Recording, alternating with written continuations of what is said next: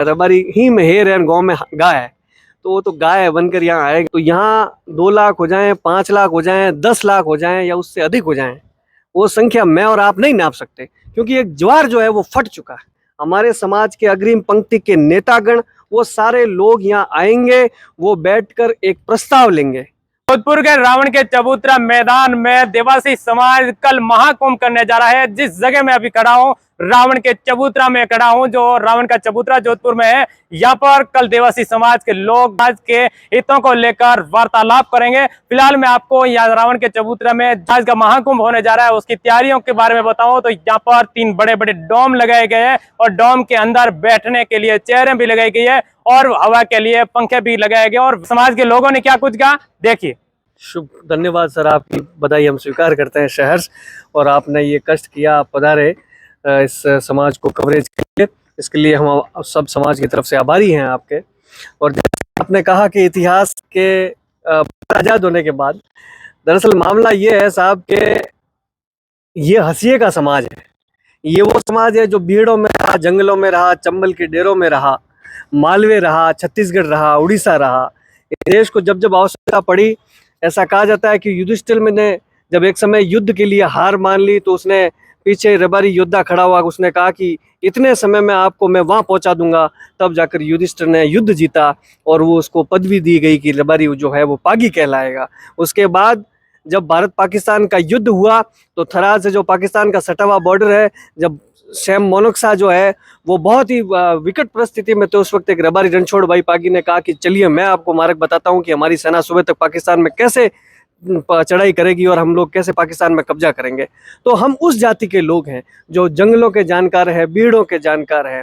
कहा जाता है कि लोकतांत्रिक व्यवस्था को हम समझ नहीं पाए। 70-75 साल से हम हंसिए पे रहे। हमको लगा कि ये जो सत्ता है, ये जो शासन है, इस शासन की जवाबदेही जब लोकतंत्र को, संविधान को स्थापित करने वाले लोगों ने लिखी कि अंतिम पंक्ति के व्यक्ति को उसका हक दिया जाएगा लोकतांत्रिक व्यवस्था से। लेकिन हमसे वोट तो लिया गया, लेकिन हमें हमारे अधिकारों से हमेशा वंचित रखा गया। देवासी समाज के लोगों को देखें तो अधिकतर अभी भी वो भेड़ बकरी चराकर या कृषि कार्य करके अपनी आजीविका की यापन करते हैं। कहीं उनका सरकार के कार्यों में हस्तक्षेप या सरकार में कहीं उनके कोई पदाधिकारी भी देखने को कम मिलते हैं। देखो, कृषि तो है ही नहीं हमारे पास। आप देखने जाओगे तो 70-75% समाज जो है ना, 70-75% समाज जो है वो भूमिहीन है। जहाँ लोगों को अपने पशुओं को बिठाने के लिए बाड़े नहीं है। बाली, सादड़ी और ये जो पूरा एरिया है, इस एरिया में तो इतनी भयंकर स्थिति है कि वहाँ फॉरेस्ट डिपार्टमेंट की इतनी पाबंदियां कि वो एक डाली अपने पशु को चराने के लिए काट के नहीं ला सकता। ये स्थितियां हैं। तो भूमि वगैरह तो हमारे पास रही नहीं है। पदाधिकारी और जो संगठन और सरकार की जो भूमिका बात है, वही तो मांग है हमारी। जब हमारी पैरवी करने वाला हमारा बच्चा या हमारा व्यक्ति, हमारे परिवार से उठा हुआ कोई व्यक्ति जो दुख दर्द देख कर गया हो, वो जब सत्ता के गलियारों में, सत्ता के चौबारों में, सत्ता के मठों में नहीं पहुंचेगा, तब तक कैसे बात बनेगी हमारी। हम 70-77 साल से सोच रहे थे कि सोए हुए रबारी को कोई आएगा और जगाएगा, कहेगा उठो, लो तुम्हारा अधिकार, लो तुम्हारा हक। पर दुर्भाग्य ये है कि इस देश में बैठे हुए सत्ताधीशों ने कभी इस ओर ध्यान नहीं दिया। भोली भाली वाला शब्द तो साहब बहुत ठीक भी नहीं है। अब ये भोली भाली नहीं है। अब से पूर्व में देखो, भोली भाली समाज इतनी व्यवस्थाएं नहीं कर सकती। अब ये समाज जो है वो जागरूक अवस्था में आ चुकी है। सांचौर की बात मैं बताऊं, सांचौर में एक व्यक्ति का दिन दहाड़े मर्डर कर दिया जाता है। सत्ता के गलियारों में बैठे हुए लोग मौन साध लेते हैं।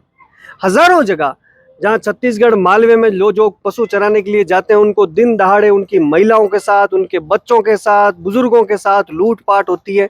उन पे सरकारों का कोई ध्यान नहीं जाता। हर जगह आहित हो रहा था। अब समाज के मौजीज लोगों ने, गांव ढाणी से उठकर पंच पटेलों ने ये फैसला लिया है कि सोने का समय गया और ये जो भोलापन है इसको त्यागो और सचेत हो जाओ, क्योंकि ये जो सत्ता में बैठे हुए लोग हैं, ये आपको घर बैठे हुए लाकर आपके अधिकार नहीं देंगे।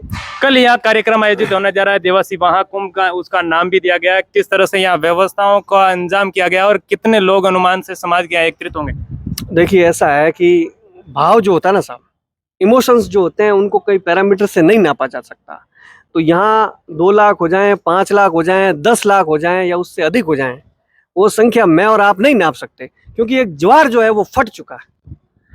एक जो जो भाव अंदर कई बरसों से सोया हुआ था वो जग चुका है। अब वो किस तरीके से वो तस्वीर अपनी बनाता है वो तो कल का दिन ही बताएगा। चारों ओर ऐसी चर्चाएं हो रही है कि कल देवासी समाज के जो लोग यहाँ पर पहुंचेंगे वो अपनी गणवेश, अपनी वेशभूषा में जो देवासी समाज आमतौर पर अपने घर पे पहनते हैं उसी में ही पहुंचेंगे।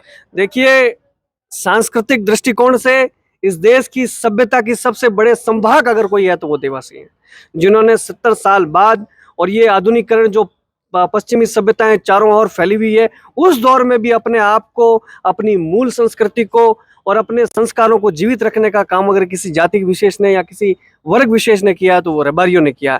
आप उठाकर देख लो, पिछले दिनों ये हमारे G20 का सम्मेलन हुआ, उस कार्यक्रम में रबारी की तस्वीर थी। इस देश की संवैधानिक संस्थाओं की, इस देश के पर्यटन विभागों की कोई ऐसी मैगजीन नहीं होगी, कोई ऐसा पोस्टर नहीं होगा जिस पे देवासी की तस्वीर नहीं होगी। उसके बिना ये अधूरा है। आपको तस्वीर लगाने के लिए तो देवासी चाहिए, लेकिन सत्ता में अगर भागीदार बनाना है तो आपको देवासी नहीं चाहिए, कोई और चाहिए। ऐसा नहीं चलेगा। कल यहाँ पे जो महासम्मेलन होने जा रहा है उसका मुख्य उद्देश्य क्या है, मुख्य किन मुद्दों पर चर्चाएं होगी? देखिए, विभिन्न मुद्दे हैं। मैं आपको बताऊं कि साहब, मैं अगर गिनवाने बैठूं तो आप नहीं गिन पाओगे, शाम तक मैं गिनवाता रहूंगा, इतने सारे मुद्दे हैं। लेकिन हमारे समाज के मौजूद लोग, हमारे समाज के अग्रिम पंक्ति के नेतागण, वो सारे लोग यहाँ आएंगे, वो बैठकर एक प्रस्ताव लेंगे। वो प्रस्ताव क्या लेंगे, किन किन बिंदुओं पर वो सरकार को चेताएंगे, सत्ता के जो लोग हैं उनको, सत्ता के जो दावेदार हैं उनको चेताएंगे, वो कल तय होगा। लेकिन मैं बड़ी बात आपको ये बताना चाहता हूँ कि ये समाज की जाजम है, इस जाजम पर बैठकर ही डिसीजन होगा। यहाँ प्रस्ताव समाज के अग्रिम पंक्ति के लोगों के द्वारा लिया जाएगा और पंडाल में जो लाखों की भीड़ होगी, वो लाखों की भीड़ अपनी सहमति देगी हाथ उठाकर। उसके बाद वो प्रस्ताव जो है वो लेकर सत्ता के दावेदारों के पास और सत्ता में बैठे हुए सत्ता के मठाधीशों के पास हम लोग जाएंगे। हमारी जो अग्रिम पंक्ति है वो जाएगी और कहेगी, साहब ये महाकुंभ देवासियों ने किया और ये मांगे हमने बनाई है। मोटा मोटी हमारी मांगे रिजर्वेशन को लेकर है। MBC आरक्षण हमको दिया गया, उसमें 50 तरह के अड़ंगे ये सरकार और सरकार में बैठे हुए प्रशासनिक अधिकारी डालते रहते हैं। दूसरी जातियों को कभी डाल देते हैं। दूसरी सबसे बड़ी मांग कि राजस्थान में पंचायत राज संस्थाओं में MBC को लागू करो, इसको नवी अनुसूची में डलाओ। मैं तो इस पूरे कार्यक्रम का और इस पूरे समाज का एक अदना सा बालक हूँ। मेरी जो समझ है मैं उस हिसाब से आपको बता पा रहा हूँ। बाकी विवेकवान लोगों ने, प्रबुद्धजनों ने बैठकर इसका बहुत बड़ा, बहुत अच्छा प्रस्ताव बनाया है कई मुद्दों पर, जो कल आपको बताया जाएगा। है कि रबारी बहुत अनुशासित जात है। आपने कभी देखा होगा, आप ग्रामीण पृष्ठभूमि से आते हो, एक रबारी अपनी 500-400 भेड़ें लेकर जाता है। वो कभी उन भेड़ों के पीछे नहीं चलता। वो अगर अपनी 200 गाय लेकर जा रहा है, वो गायों के पीछे नहीं चलता, वो आगे चलता है। मुझे एक दृश्य याद आता है, हमारे प्रिंसिपल साहब है, उन्होंने बताया कि साहब एक रबारी एक जगह से जा रहा था, करीब 200 गायें उसके पीछे थी। अब उसको अचानक से पता चला कि ये गायें एक ही जगह से यूटर्न लिलवाना इन गायों को, तो वो व्यक्ति वहां खड़ा रह के डंडा बजाया और चल के सीधा पीछे चला गया। यूं यूटर्न ले लिया उसने और गायें ऑटोमेटिक वो सारी की सारी यूटर्न ले ली। वो जो व्यक्ति इतना अनुशासित है और उसका पशु जो उसके साथ रहता है, जिसके साथ पूरे दिन विचरण करता है, उस जो पशु को इतना अनुशासित बना सकता है, तो हमारे समाज में तो अनुशासन है।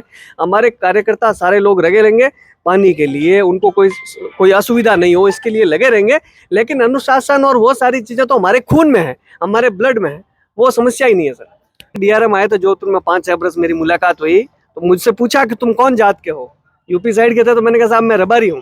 बोले ये रबारी किस में आते हैं? मैंने कहा साहब वो आपके उस तरफ जो भेड़ें लेकर आते हैं। अरे अच्छा, वो तो बहुत ब्रिलियंट होते हैं। मैंने कहा कैसे सर? कि 1000 भेड़ में से वो अपनी भेड़ को, सब एक कलर की भेड़ है, सब सफेद, सब एक अपनी भेड़ को कैसे ही पहचान के ले जाता है कि ये तो मेरी भेड़ है। तो इतनी समझ वाला व्यक्ति, ये तो बहुत ब्रिलियंट कौम है। तो ये जाति, इसका IQ लेवल बहुत तगड़ा रहा है शुरू से। जमीन पे पड़े हुए पांव देखकर बता दे कि जो चलने वाला व्यक्ति था इस आयु का था, वो इस रफ्तार से गया और अब इतने घंटे बाद वो वहां तक पहुंचा होगा। पुरुष था या महिला थी, ये तक बता देते हैं। तो हमारे IQ की तो कोई बात ही नहीं है और हमारे अनुशासन की तो कोई बात ही नहीं। कल जो यहाँ कार्यक्रम आयोजित होगा उसमें जो वार्तालाप होगी, मुद्दों पे चर्चाएं होगी, जिस बात को गांठ बांधेंगे, इसका मतलब जो बात को गांठ बांध लेंगे उस पर पूरा समाज एकजुट रहेगा। अवश्य समाज के बीच में ये सारी व्यवस्था हम कर क्यों रहे? ये बात हम कहीं वीडियो कॉन्फ्रेंसिंग के जरिए या किसी मीडिया वार्ता में या कहीं पे भी तो कह सकते थे, बहुत सारे प्लेटफॉर्म थे। लेकिन नहीं, समाज को एक जाजम पर बिठा के समाज से जो भाव निकलता है उस भाव को ही वो आवाज मिलेगी। जो फैसला होगा वो समाज फैसला लेगा। समाज के लोग काफी संख्या में पहुंचेंगे और अभी गलियों में ये चर्चाएं हो रही है कि कल जोधपुर में देवासी डंका बजा देंगे। क्या देवासी काफी एकत्रित होंगे और समाज राज्य सरकार का भी ध्यान केंद्रित कराएंगे? अपनी एक कहावत है रबारियों की, रबारियों के बारे में, कि रबारी गांव में रबारी ही में हेर है, गांव में गाय है। तो वो तो गाय बनकर यहाँ आएगा कल रबारी, और अपनी बात सुनेगा, अपनी बात कहेगा, उनके नेताओं का जो आदेश होगा और पंच पटेलों का जो आदेश होगा उसकी पालना करेगा। कहीं डंका वंका नहीं बजाएगा। शहर के लोग शांत स्वभाव के हैं, रबारी बहुत शांत स्वभाव का है, अनुशासित तरीके से आएगा, अपनी बात सत्ता के मठाधीशों से कहेगा, सुनाएगा और चला जाएगा। जोधपुर के रावण के चबूतरा में देवासी समाज कल महाकुंभ करने जा रहा है। देवासी समाज यहाँ पे समाज के लोगों को एकत्रित करेंगे। मैं पुनः एक बार आपको तस्वीरें दिखाने की कोशिश करूंगा। देखिए किस तरह से देवासी समाज का यह कार्यक्रम आयोजित होगा। कार्यक्रम को लेकर यहाँ पर तैयारियां भी पूरी कर दी गई है। लेकिन अभी मैंने समाज के लोगों से, समाज के जो ये कार्यकारिणी के सदस्य हैं, उनसे वार्तालाप करके आपको बताया कि समाज के लोग कितने यहाँ एकत्रित होंगे। जिन वार्तालाप के जरिए आप अनुमान लगा सकते हैं किस तरह से यहाँ व्यवस्थाओं का अंजाम होगा, किस तरह से कार्यक्रम का आयोजन होगा और किस तरह से एक मंच से एक साथ देवासी समाज के लोग उन बातों को गांठ बांधने के बाद हाँ भरेंगे। तमाम लोगों को इस दिवस की हार्दिक बधाई, शुभकामनाएं। मैं आपको आज ही से कल शाम तक इस देवासी समाज के महाकुंभ होने जा रहे इस कार्यक्रम की लाइव तस्वीरें, लाइव अपडेट आप तक साझा करता रहूंगा। ओम प्रकाश चौधरी, सांचौर।